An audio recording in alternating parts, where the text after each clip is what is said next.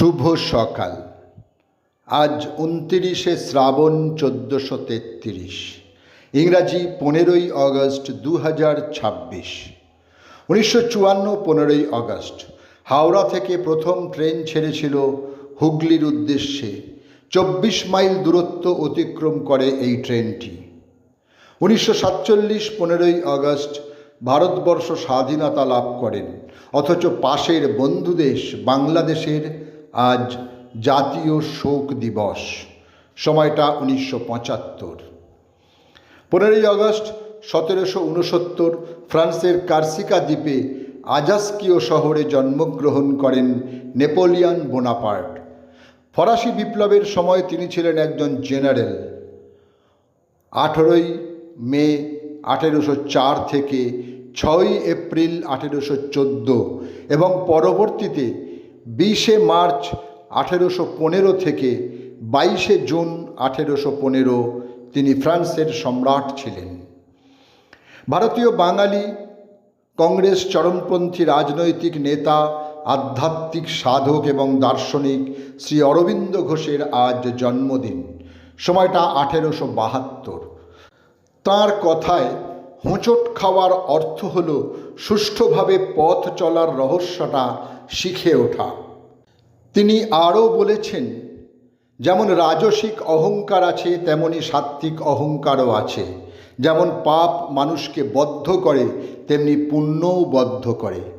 সম্পূর্ণ বাসনাশূন্য হইয়া অহংকার ত্যাগপূর্বক ভগবানকে আত্মসমর্পণ না করিলে পূর্ণ স্বাধীনতা নাই। ভারতীয় উপমহাদেশের ব্রিটিশ বিরোধী স্বাধীনতা আন্দোলনের অন্যতম শহীদ সন্তোষ কুমার মিত্র। 15ই অগস্ট 1900 কলকাতায় তাঁর জন্ম হয়।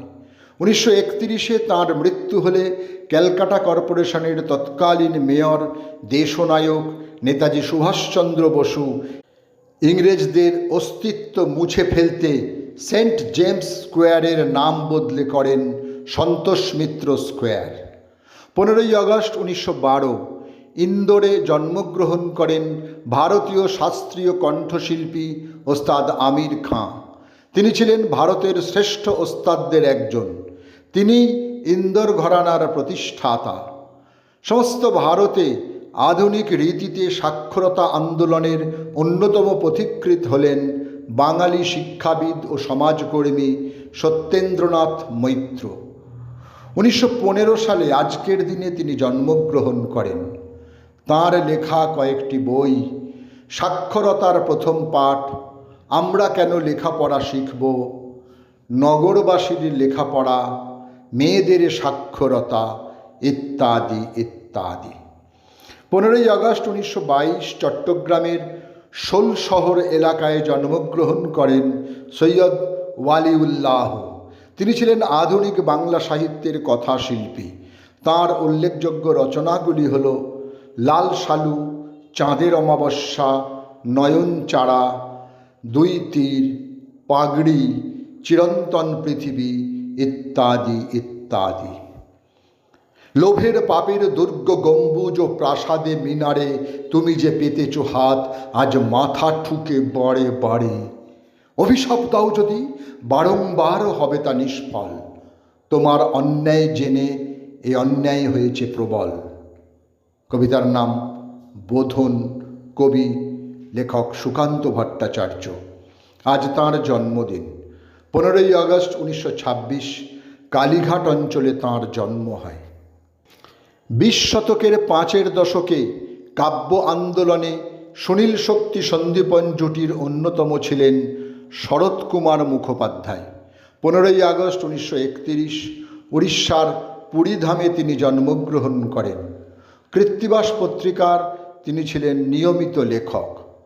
বিশিষ্ট বাঙালি আবৃত্তিকার ও খ্যাতনামা বাচিক শিল্পী প্রদীপ ঘোষের আজ জন্মদিন। 15ই আগস্ট 1942 তিনি জন্মগ্রহণ করেন। অসম্ভব স্মৃতিশক্তির অধিকারী প্রদীপবাবু 3 বছর বয়সে বাবার কাছে আবৃত্তি শেখেন।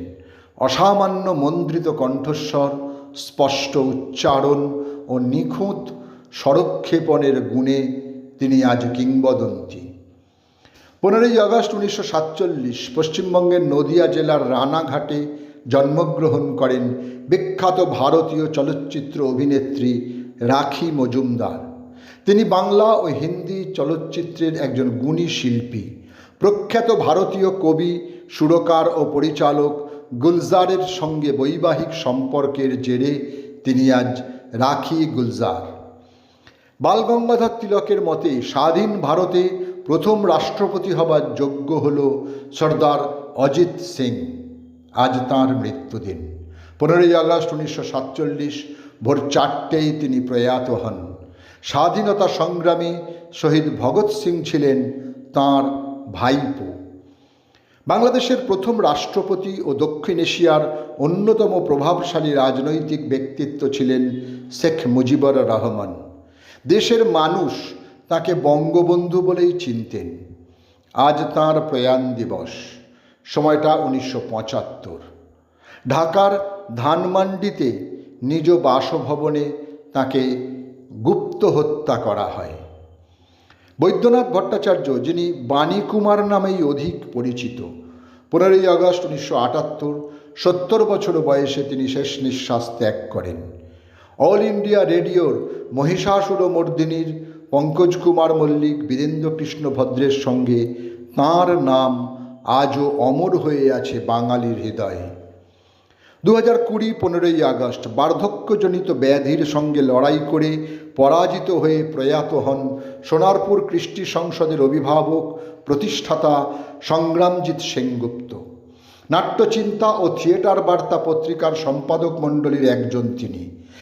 15ই আগস্ট 2023 74 বছর বয়সে পার্কিনসন্স ও ডিমেনশিয়ায় আক্রান্ত হয়ে পরলোক গমন করেন বাংলার কৃতি ফুটবলার মোহাম্মদ হাবিব। সকলকেই আমার আনত প্রণাম।